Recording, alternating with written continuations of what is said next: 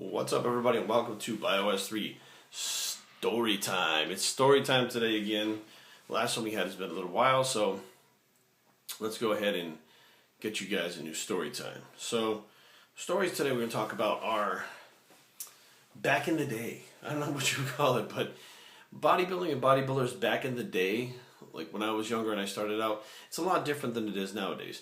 Now, some of the guys you see, like Cutler and Victor Martinez, they all have a crew or like a team.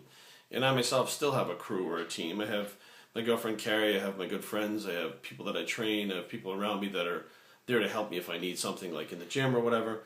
But back when I first started training, and this is where story time begins, I walked into Gold's Gym. Gold's Gym is Somerset, Massachusetts. This goes probably 1992. And immediately I saw the big guys in the gym. There were some big dudes in the training, big competitive bodybuilders. And, you know, there were some, like, people in there just working out to be fit. They had a basketball court, Olympic-sized swimming pool, and all that stuff. Me and my buddy Henry would go in there, we'd train. And instantly, you know, like, bodybuilding was my thing. It's what I wanted to do. I think I was only about 16 at the time. And I remember looking around. And, you know, most of these big bodybuilders kind of stuck to themselves. You know, there was, like, a couple guys training legs over there, a couple guys benching over there. You know, they would do what they had to do, but then afterwards they'd all meet up in where the health food bar was, and they'd eat their food out of Tupperware, and they'd talk and laugh and be loud and obnoxious, and they're wearing like their towel tops and their spandex pants and stuff. And I was like, man, that looks really cool. You know, there's a bunch of them hanging out together. They all stick together, and really, they're not bothering anybody, but they're also not really, you know, kind of interacting with anybody but themselves either. It was more like a fraternity. So, you know, it took a little while. It took me being there for like a year. Then I competed at 17 years old. And I think after I started competing and I was working with Al Thurston there and Eddie DePina, who became a good friend of mine who was working there too, they were helping me out, and my training partner Donnie, they started to see us around. So now we weren't those kids in high school. We were those kids that were trying to build up and get better for the next competition. We were young teenage bodybuilders. And we started to earn respect. And that's what it was all about. Like, you know, you'd walk in the gym like, hey, and the big dude would kind of be like, kind of give you, grunt at you, like, what the hell? You don't grunt back on me, you go, okay, whatever, you go do your thing. But it was all about cutting your teeth and earning respect. It's like, you know, you don't just walk in there and people automatically go, oh yeah, here's Jerry, he's the cool new kid around, whatever. No, it was like, this is our gym, you just joined. You want to be part of the crew? Show us what you got. Day after day, we pounded away at the weights, me and Donnie, in there, training, eating our stuff out of Tupperware. And a lot of times it was just me and Donnie. I mean, because we essentially were our own crew. And then, little by little, as we started learning how to pose and compete, we were getting involved with these posing classes with some of the other bodybuilders. So now there was another guy named Duval there. There was Eddie DePina who was there. The tall guy named, I want to say his name was Rob. There was Rob Wally, who was a shorter guy with the mullet.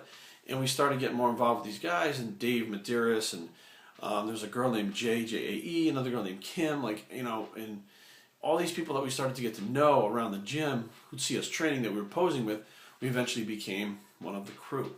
And then we were one of those people up there, eating our stuff out of the Tupperware, laughing and joking with the people. We went to shows together, stuff like that. And then, you know, eventually Al, the owner of that gym, had left that gym, and they closed that gym eventually, the Golds, and a bunch of us moved over to World Gym. But when we moved to World Gym, there was a whole other crew of Worlds, and we didn't really know them. So when we got there, it was, again, you know, we walk in and, you know, they kind of look at us as we walk by and go, who are these guys and what are they all about? And they see us in their training and stuff, and then before long, you know, we started making friends and earning respect there, and it was, you know, it was their domain, so we let them know it, and we went in there and did our thing, and through hard work and doing what we did, we earned respect. And again, we had a whole new crew. And that's how the whole thing grew. And what the interesting thing was, is that whole area, pretty much all the bodybuilders from every gym eventually wound up knowing each other. And, you know, some people liked some people didn't, but roundabout way, we were all part of this thing together. And inside of this whole circle was steroids. That was a big thing. So it was hard to get into the circle because illegal things were going on in the circle, and they didn't want it to get out to somebody who could just let that stuff out. So you really had to earn someone's respect.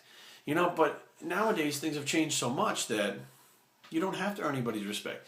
Everybody who walks into the gym, I notice, thinks they're a friggin' superstar.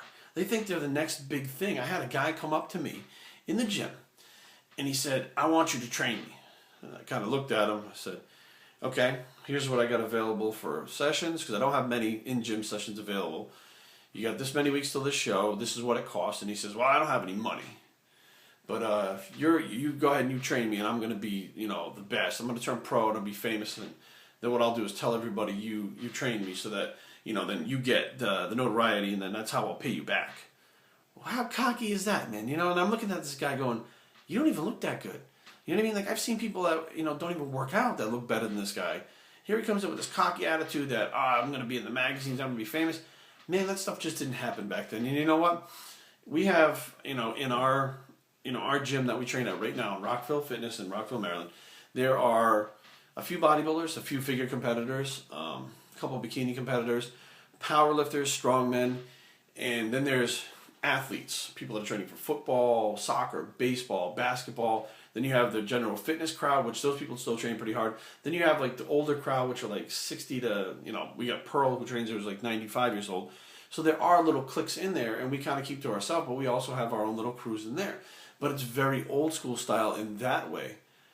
And every once in a while you get that new person who comes in, the cocky swagger, comes in, he's going to be the next big thing, and he gets his ass handed to him on stage, and he gets beat just about every time, and he complains about the judges, and he complains this one doesn't like him, and well, that guy's girlfriend looked at him, so he placed him last on the thing, and all the bullshit that goes with it.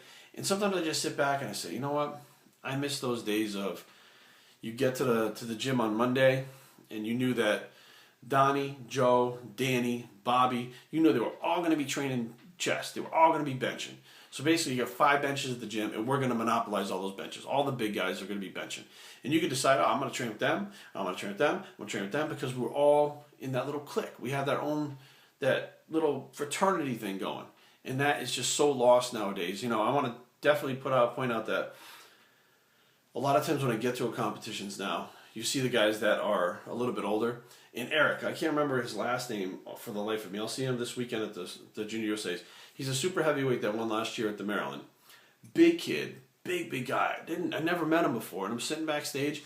And, he just came back there. He sat down. We started shooting the shit, and it was like camaraderie. There it was. It was like the old school. You could tell this kid's been around a while. Or this guy, I shouldn't call him a kid, but he had that. It was a mutual respect. There was a mutual the way we were talking to each other and hanging out. And that's part of the big thing about competing is you go to these shows and you're going to meet some of those old school old timers, even if they're young, who have that kind of respect and looking for the camaraderie and the friendships and the relationships you're going to build from it. And then you'll have the cocky ones who usually kind of go off on their own and they sit in the corner by themselves. They stay all covered up and they're just like, I'm going to beat everybody. And most of the time they get their ass whipped on stage, but that's just how it goes. You take your lumps, you learn, you humble, and then you become one of us later on. That's pretty much what happens. So, nowadays, if you're out there and you humble yourself and you got a crew like that, and you guys are training, you're having a good time, you watch out for each other, that's awesome. That's the way it used to be. And I would love to keep that going, like that type of thing. So that's a message that I guess I would definitely want to put out there is, be humble, be aware, be respectful, respect yourself, respect the people around you. And if someone needs help, help them. And because they're probably going to help you when you need help. And that's how the whole thing works, of that whole fraternity of bodybuilding that's been lost over the last, 8 or 9 years. biostraining@gmail.com.